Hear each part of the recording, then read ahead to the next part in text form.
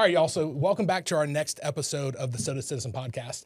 And y'all, we've got some pretty big deal of a person on this one. So we've got actually the superintendent of Richland One, which, as y'all know, is an awesome school district right here in the heart of Columbia. And we've got Dr. Todd Walker, who is kind of fresh. He's coming up on a year in in this business down here. Right. That's right. And you've got a big vision that you've laid out, Vision 2030 and beyond. So yes. We just kind of want to know a little bit about what's going on. Before we get there, though, like, you're a very impressive background, right? I mean, obviously you wouldn't have the job if you didn't, but 25 years as a teacher, professor, right? Coach, principal, director, you've done everything. Chief officer, like, you've done it. Sounds like all. I've done quite a bit, from the rooter to the tutor, as they say. And you're coming down from Columbus, Ohio, right? That's right. Rival-ish kind of football towns, college towns. Coming from the Big Ten into the SEC, I've received some encouragement that I should become a USC fan or a Clemson fan, I guess. No, not that one. Okay, I know there's feelings about that down here. It's kind of like Ohio State, Michigan. For sure. But no, it's been a great transition down. Awesome. So, yeah, first of all, I think what most people may or may not know listening, because we have a lot of people that kind of listen to this before they even moved to our area. So sure. We're really made up, like Richland County is made up of two large school districts. That's right. Richland One, which is kind of the OG, and Richland Two, which is, I mean, not new, but it's not as new as Richland. I mean, it's not as old as Richland One. But that's right. Pretty much splits the county in half, right? That's right. Yeah. I mean, we're covering pretty much Center City and the southern half of Richland County. Then you have Richland Two that covers the northern half of the county. You also have Lexrich 5. Yeah, that's always been confusing to me. Yeah, so it's sort of Lexington County. Some of it's Lexington County, some of it's Richland County. Right. But Richland 1 and Richland 2 are the two large districts in the area. And there's, if I'm going off memory here, because we did a project a couple years ago, it's like 44, 45 schools. I'm not putting that number on you. You may not remember off the top of your head. Yeah, 49 schools, 51 schools and programs. Okay. But yeah, so we're large, 22,000 students. Yeah. We cover 400 square miles. We have a budget of about $500 million, 4,500-ish employees. And so, it's a big operation. No doubt. But exciting to be a part of what's happening in the city, sure. in the region, and looking forward to what's to come. Yeah, and kind of like we were talking earlier, we have to walk a fine line as realtors and real estate agents on, steering all those things and making sure that people choose where they want to live. But schools have a big play in that. And sure. So having a good school district, a great superintendent That's right. at the head of that ship, is always helpful because, people don't want to live where people don't want to live. So if the schools are good, the people want to move there. So it's always helpful. Yeah, I mean, healthy communities have healthy schools. And that covers the gamut, in terms of health outcomes, in terms of economic, investment and economic sort of capabilities are impacted by the health of our schools. So I think, in every way, having a healthy school system is beneficial to a community. Sure. Yeah. So before we dive into the vision, I'm always curious about moves, right? Sure. So you came from Columbus, you came down here. I would bet you're like most people that relocate. Probably were here for 48 hours, then came back and had to find somewhere. So like, what stood out to you about Columbia when you got here? Like maybe a misnomer to you, or like it surprised you once you got feet on the ground and had to put in some roots? Yeah, so sort of interesting. I'll give you the short version and the long version. So when I got here for the final interview, which was in May, that was a whirlwind. It was like 48 hours of all the things, right? Sure. And so, I actually, when I came down, my flight was canceled. So my wife and I drove through the night to get here. And so that sort of compounded. But was impressed by the different communities that are, that the district was surrounded by, because they took me to 4 different schools in basically 4 different areas of the district. So we're kind of suburban. We have some suburban elements. Mm-hmm. We have some urban aspects to the district, certainly urban living, and a lot of economic revitalization along Bull Street, and even to some extent along Garner's Ferry and Forest Drive there. But also some rural aspects to the district. So that was the first thing that sort of jumped out at me. It's sort of interesting when we were thinking about moving down, that actually, the initial sort of thoughts about it happened 20 plus years ago. Sure. My parents, I'm Ohio native, as you mentioned, but my parents moved to Florida around 2001-ish. So they've been in Florida for a while. And so, as you mentioned in my bio, I was a teacher, and I had 2 young toddlers in my late 20s, early 30s. And so plane rides weren't a thing at the time, so we were road tripping it. Yep. And when we were taking these road trips down to see my folks in Florida, live in West Palm Beach area, between Charlotte and Columbia was a stopping place. And so we sort of fell in love with the area then, quite honestly. And so Cool.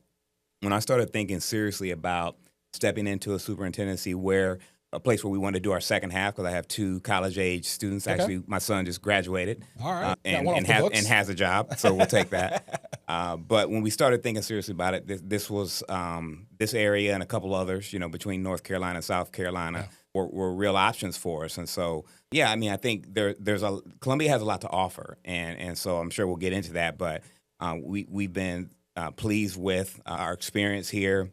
We rented for a little while because we just wanted to get to know the area because we hadn't, spent enough time here to really understand exactly where we wanted to make a significant investment. So we did rent for about 10 months while we looked around, but there were a lot of options and a lot of good options. And just, it depends on, how a person wants to live, because you can live in a condo. We're sort of quasi empty nesters. Yeah. We have a college-age daughter that lives with us. So, we thought about, do we want to live downtown? Do we want to do that and not have a yard? And we did settle on a home, but a lot of flexible options for folks that are thinking about that, whether they're, just starting off, working professionals, or whether they're empty nesters or with families. So by no means asking where you live, because I wouldn't do that. But is it one of those things you want to live on the other side of Lexington so you never run into any teachers or students? Is that how? My mom's a teacher. She would never want to live in the same school district. Well, yeah, I guess that could be it. But honestly, it's not a reality for me because in most superintendent's contracts, you have to live in the district in which you serve. Okay. And so, yeah, I do live within the footprint of Richland School District 1. Fair enough. And we found a really nice place that we're happy with. That's awesome. Great neighbors. I went to one school. And the girl was like, "You're my next door neighbor. You met my dad." I'm like, "Oh, okay. What's your name? Nice to meet you." And so, but really, really nice folks. We've had a good experience. Awesome. Yeah, I've got public school kids, and fortunately, I'm just on the other side of Richland 2 in Forest Lake. So mine are Richland 2. But yeah, I love a good public school. That we had, there's a lot of options in Columbia. Maybe that's everywhere with private schools, but in public schools, I feel like my daughter's getting private education and public schools, like the magnet programs and other stuff that even Richland One offers. There's some cool stuff in there that people just don't know about. Yes, there's many options, and I think, obviously I'm a public school advocate. My own children went to public school. We did some. Actually, my wife homeschooled for a few years when they were younger, and we did some private school in there. But I believe in public schools. I think that they provide a valuable service and an opportunity. And I think that schooling is done well in Richland School District 1 in terms of options that folks have, from if you're interested in sort of your career tech education pathways, or what I call college and career readiness, which is part of our vision. I think every kid needs to have sort of a college and career experience through schools. Yep. Some folks call them magnet programs, but whether you call them a college and career readiness pathway or magnet, whatever it is, I think that we have to do education differently in the 21st century than it was certainly when I was in high school. You're probably a little younger than me, but I mean, if we're still doing school like we were in the 90s, then something I think, needs to change. And so mine is that we have to, in order to prepare students for the jobs of tomorrow, we can't use the instructional practices of yesterday. For sure. And so I think Richland School District 1 has done a good job of building some pipelines and pathways that really provide awesome opportunities for students. And I think that in the next few years, we'll become exceptional at that. That's awesome. So yeah, let's jump into it. So as much as you're willing to share or can share about the Richland One Vision 2030 and beyond, because you got me intrigued. I went to sort of an ag tech school in high school. I grew up at the coast, so half my day was landscape architecture management. So I enjoyed it because I got to see other things, and then I went to school for criminology. So it didn't really lead me down that path, but I learned a whole lot more. It had some options. Yeah, well, and I think that's right. I mean, our goal is that every student leave out of high school with employable skills for a job that is high skill, high wage, high demand.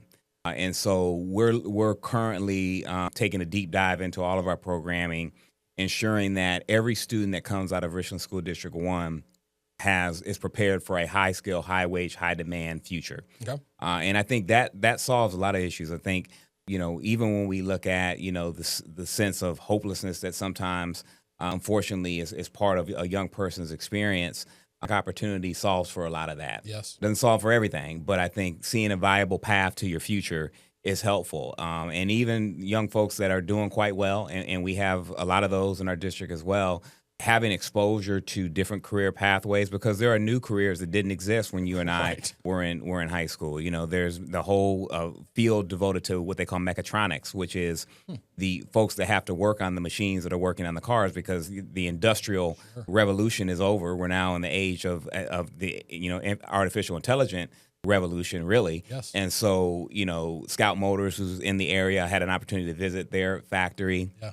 It's remarkable the sort of things they're doing down there, and people are still working there. Like, some people think, like, okay, like machines are going to take over as the Terminator. There won't be people anymore. Like, no, we still need people. We just need people doing different things. And so, those are fields and spaces where, I've heard people say we're preparing, students for jobs that don't even exist. And I'm saying we're preparing students to create jobs that don't exist. I mean, we want our students to be not just consumers, but the producers of economic opportunity. And so we have some very strong programs in our Hayward Career Technical Center, everything from construction arts to mechatronics to diesel mechanic, which diesel mechanics make over six figures, starting out, many of them. And so, but we also are looking at, aviation technology. We have that at Columbia High School. We have several kids who are drone certified. That's the wave of the future. Yes. Amazon's going to be delivering packages soon, through drones. And so we know that there are many pathways, whether you want to fly for United Airlines or American or Southwest, or you want to be an air traffic control person. Yeah. And many of these opportunities don't take a 4-year degree. Yep. And so, I'm an advocate for higher education. I mean, I have 2 terminal degrees, I have a PhD and a JD, but, so I've given higher education a lot of money. And so I'm not against, I'm for college, and I'm for, graduate school, but I think that there are multiple pathways. And for many kids, they may start in a place and then decide, hey, I want to accent that by going back to school. And so our vision is really about, building around 4 core capabilities that I call them. And one is college and career readiness, which I've talked a lot about. Sure. The other one is this idea of connectedness, is that I believe that we have to be deeply connected to all of our stakeholders, to include folks like you that are in the real estate market, but also our nonprofit leaders, our faith-based leaders, our business leaders. Everyone that's in the community that's a stakeholder should feel connected to the district and understand what we're doing. And so that sense of connectedness is a part of our vision. And then we also talk about this idea of university. And so people say, what, the university like a school? No, the university I'm talking about is a concept, which is unified diversity. Okay. And it's this idea that as a system, we have we're a school system, not just a system of schools, but that means that there's uniqueness to each of our schools, but there's also a common thread of what it means to be part of Richland School District 1. And so we have 18 behaviors that we expect from everyone, whether you're the superintendent or whether you work in food nutrition or whether you drive a bus. And so there ought to be a common experience to what it means to be a part of Richland School District 1. And then the last core capability is what I call the 3C approach, which is having clarity, coherence, for confidence. And so that just means I believe that when you're running an organization or anything that involves more than one person, you need to be clear about who does what, how, by when. Okay. And so that is our goal, whether you're coaching a team like Dawn Staley is, or like Phil Jackson was with the Bulls and then with the Lakers. Having clarity about who does what, how, by when is critical. And as I mentioned, we're a huge organization, and then coherence is this idea about where the handoffs take place. Okay. And when we lose in the Olympics in the 4x1, and oftentimes in the past and even in the present, it's not because we don't have the fastest runners on the track, it's because the issues happen in the exchanges. And so we're a large organization, and so people need to be clear about how what they do impacts the next person that they're delivering to. Yeah. Because everything has a consumer and a supplier. So somebody's always supplying something and someone's always receiving something. And sometimes we have different visions of what those things are, and that can cause an issue. And so that's something that we're working on as an organization, and that builds confidence. Yep. And so as we practice with clarity and coherence and have confidence, then we can go fast. Everybody wants speed. Mm-hmm. People want results, and they want them fast. But if you go fast before you're clear and you're coherent, it's chaotic. I'm sure. And so we are working to ensure that we have clarity and coherence within our system. And I think that our stakeholders will feel that. They already have begun to share what some of their experiences have been, mm-hmm. and an improvement in our ability to provide a service value that's exemplary.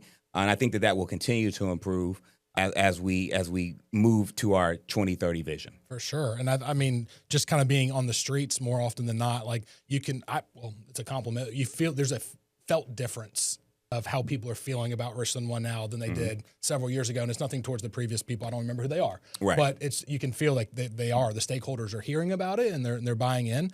So sort of a question, keep on the sports reference. Sure. When you come in as a superintendent, do you come in kind of like a head football coach and you bring people with you, or do you play with the players you have? Like, not saying you're going to fire everybody. I was just curious how you get coming to the top. Yeah, no, I think that's a great analogy. I think it's a little bit of both, right? So you want to bring in some talent. I think that, but you also want to see the talent that's there. Sure. And so W. Edward Demings, who's considered the father of management science, said it this way. He said, issues in organizations, 85% of the issues in organizations are not people issues, they're process issues. Okay.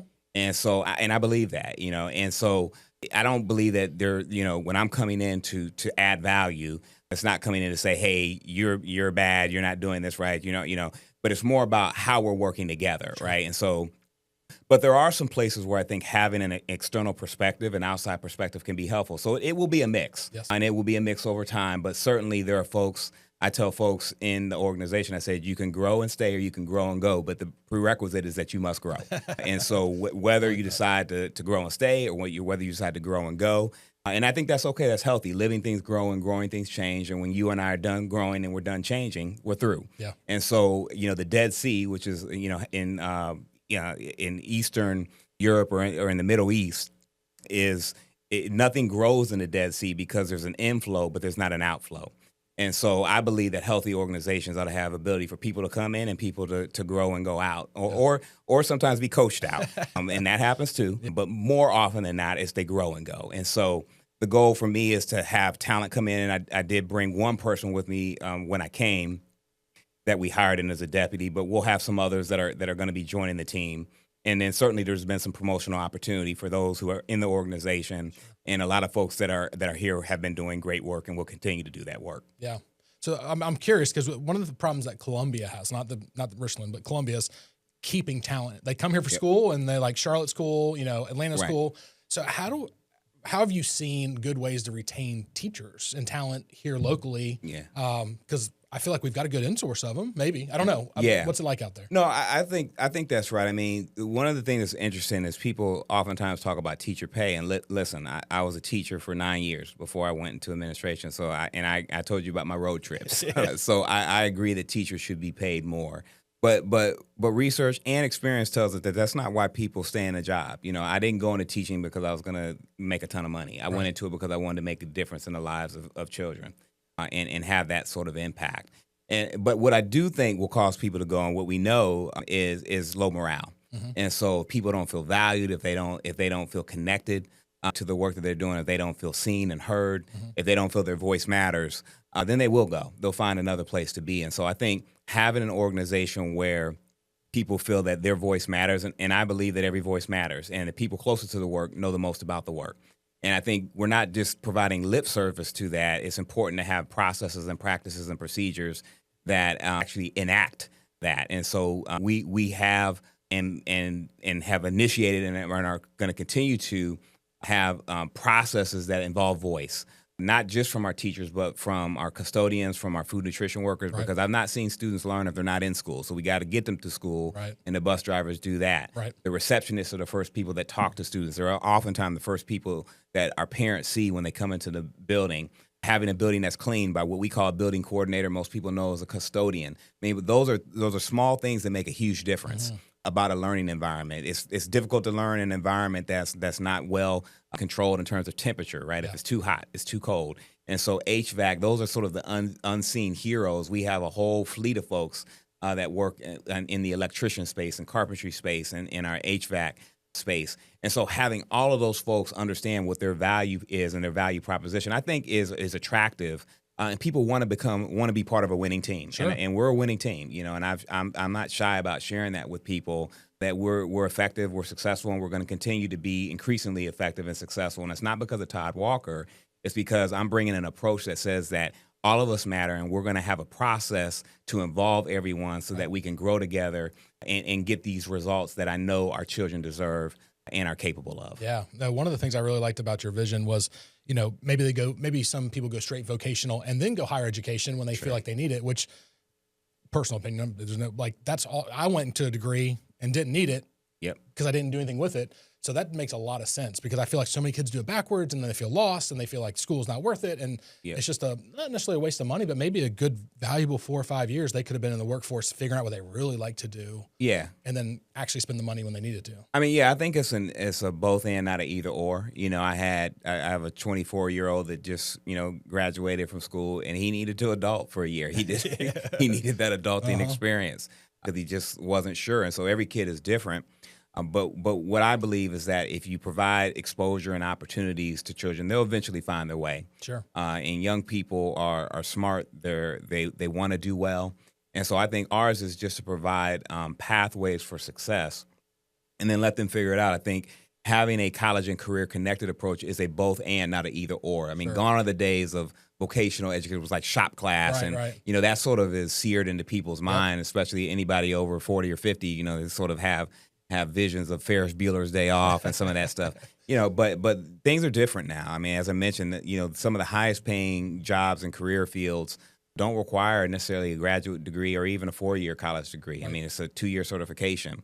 Or, people that work in software career tech fields, their advancement is not based off of necessarily a college degree. It's off of certifications. And so there are multiple pathways. And so I believe that having both together is the most effective way to allow for our students to maximize their full potential. Yeah. So when it comes to like the career ready paths, and it may not be to this fruition yet, but are you bringing more into the actual schools there? Or is your idea to have more vocational kind of schools where they go kind of maybe half day or full time? Or well, it's going to be a process where we are connecting with industry. Okay. And so what we're doing right now is looking at where industry is in relationship to all of our schools. For example, Westinghouse, we have a great relationship within there in the lower Richland area. Scout Motors for us is closest to Keenan High School, but there's also Blue Cross Blue Shield, there's Prisma, there's Lexington Health, and many other sort of stakeholders, Tyson Foods, I could go on. But we're looking at our footprint and saying, okay, where does industry live? And then what sort of pathways make sense for us to have within our clusters? And so each of our 7 high schools, and we have a middle college as well, is located around industry. And so we're looking strategically about how we create high skill, high wage, high demand pathways.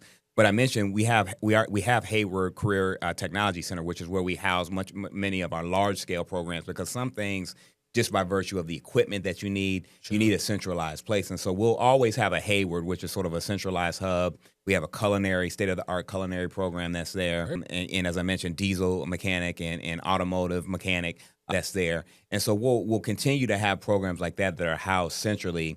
But we will expand, and we do have some career pathways in our high schools already, but we'll expand as well. And we're going to integrate it with our AP, and with our IB. So a lot of times people think about AP and they think, oh, that's not career. No, it can be. There are career elements. There are ways to marry those things together. Sure. So it's not an either or, it's a both and. IB can be paired with career college readiness. And so for us, it's really a mind shift and a mind set that is changing, and our world is changing. And so change is not an option. Either we can change or we can be left behind by a world that's changing around us. And so mine is to say, let's lead this work. And I believe that we can be the leaders of our area and our region, and our students will be the beneficiaries of our efforts. Yeah, absolutely. I'm curious, when you're talking to maybe high school kids, because mine's just going into high school, so AI is really not been on the forefront of her mind. Sure. Although I'm sure she's done some papers with AI. I'm just kidding. But one is, how are kids coming out of high school feeling? Are they feeling like disheveled and like downtrodden because they may not have a job when they get out? Or are they not thinking about that yet? It's more college kids. Have you seen them like that? I think they're thinking about it. They're thinking about it more than we think they are. There's everybody's going to be a social media influencer now. I mean, there's TikTok and there will be a few people that will be, right. But generally, most people are going to find a career pathway. I think what technology has done and access to information has done is expanded kids' horizons to what is possible, and we're now in a global community. Yeah. When you mention AI, most kids by the time they're in middle school are very familiar with AI, but mine is that we should embrace it, and it's a tool. And so, what would the Bronze Age be without bronze? What would the Stone Age have been without stone? What is a technology age without technology? And so, artificial intelligence, I think, is a tool that should be used, but it does mean that we have to shift in terms of how we are thinking about it. I mean, if you have a hammer and nails and I have just nails but no hammer and we're both tasked to build something, you're probably going to be more effective, not necessarily because you have greater, proclivity, although you probably do. I'm not a very handy guy, but you have better tools, Sure. right? And AI is the same way. And so, but the way that we assess what we assess has to change when we introduce a new tool. And so I think that's sort of the shift that we're in. And our students, quite frankly, get it a lot quicker than those of us who are adults, because we're working. We're spending our time really involved in it, and they have more discretionary time to absorb the new technologies. Sure. And so I think our students are thinking about it. I mean, the job market, it has been up and down, certainly since COVID. But there's a lot of opportunity out there. But as I mentioned, those high skill, high wage, high demand opportunities aren't happening in the typical ways that they were in the past, right? Sure. There are new emerging career fields. And so what we want to make sure is that we're not preparing students for jobs that are not going to provide them a livable wage, right, or allow them to thrive and to provide for themselves and their families in a meaningful way. And so, as we're exploring those opportunities and putting those in front of students, I think they engage. But I have a college senior who just graduated, and thankfully he did find a job. But it's not that way for everyone. So I think positioning matters in terms of how we're talking to kids about what opportunities there's going to be growth in, because sometimes we find ourselves preparing students for a career field that's saturated, and that doesn't make a lot of sense. Right. I think we need to be, as educators, I think part of our role is to make sure that what we're pointing students towards are opportunities that are going to be expansive and not limiting. Yeah, absolutely.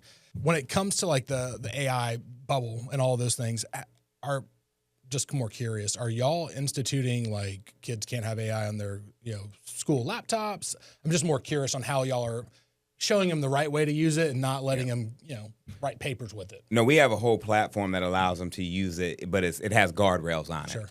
And so that allows for our students to engage with AI and with parameters. Sure. And so teachers can put parameters around how they want them to use it, to what extent they want them to use it. And that has sort of been our way of approaching it. But I think I do think it should be embraced. I think it's the wrong move to resist, because it's going to be part of the workforce. I mean, it's made me more effective as a superintendent. Sure. I will tell you. But it is a tool. Yeah. I mean, you have to check it. It's meant to be used. It's meant to have a human user behind it. Right. And so I think if we're treating it as the end all be all, I think that's a mistake. Yes. But I think recognizing that it's a tool, putting it in the hands of students, allowing them to utilize it, makes sense. I'll tell you a quick story. When I was in high school, I had worked really hard, and I think this was an honors class, and I had spent a week or so working on this paper, and I went over to, and this was early 90s, I went over to a buddy's house, and I said, man, where you at with your paper? He said, oh man, I'm gonna work on that tonight. I said, work on it tonight? He said, yeah, I'm going to use this thing called the internet. I said, what's the internet? But I tell you, he got the same grade that I got on that paper in a night, and it took me a week, right? And so, and so technology matters, right? And I think we don't want to take that competitive edge away from our students to be able to be successful. Sure. So I'm curious if you could talk in. Bear with me. You've been in the job about a year. Sure. And so you're coming up and you're probably seeing like, hey, I need some of this. So if you could talk to like the stakeholders that could give you what you need, like, what do you think you need most as a superintendent to achieve your vision by 2030? Is it funding? Is it better support? Well, I have no idea, but is there something you're missing that you need? Yeah, I think it's just engagement, and I believe in involvement, right? I believe no involvement, no commitment, no ownership. And so, I believe that you have to provide an opportunity for people to be engaged and involved so that they can be committed, so that they can have ownership. And so what I would encourage for every stakeholder, every parent, every business owner, every faith leader, every nonprofit, anyone that's connected in any way, grandparents, auntie and them, everybody, right? Yeah. Anyone who's connected, to engage with us, be involved, and that's what I think is going to cause us all to be more effective. I've said this several times, that I believe a rising tide lifts all boats. Mm-hmm. And I believe that rising tide is leadership, but it takes us all working together in a coherent fashion, in an integrated way to achieve that level of success. Yeah. And so I'm pulling people in, right? I'm inviting people into the tent and saying, let's work on this together. It's us, not them, right? It's we, not they. And so I believe that if we have that sort of identity and that sort of commitment, collective commitment to what we can do together, the sky's the limits. Yeah, absolutely. Well, Dr. Walker, super cool vision. Like, as somebody that makes their living off of how healthy the school district is, like, I feel very confident in your ability. Just take that for what it is. Appreciate it. And I'm glad to hear you're having some engagement, and I know people are buying into it, and I'm really excited about how you're going to make this vision come to life, because I think with the right tools and the right people, it looks like you got the plan. You just got to get down the road a little bit. We're here for it. Man, that's awesome. So I appreciate everything you're doing. I appreciate all the programs and the schools. I know it's sometimes probably thankless, especially in your position, because you're probably catching all the hate most of the time and not all the kudos. But just know that there's people like us rooting for you, and hope that you can pull this vision off. And if we can help as stakeholders or business owners or community leaders, like, just let us know, and we would love to support you. Right. Well, we can do it. We're rising together. I appreciate you and appreciate the opportunity to talk to your listeners. Looking forward to all the folks that are going to be coming to Columbia. Check us out. We're Richland School District 1. We're rising together. We're better together. Appreciate you. Yes, sir. Thank you. All right.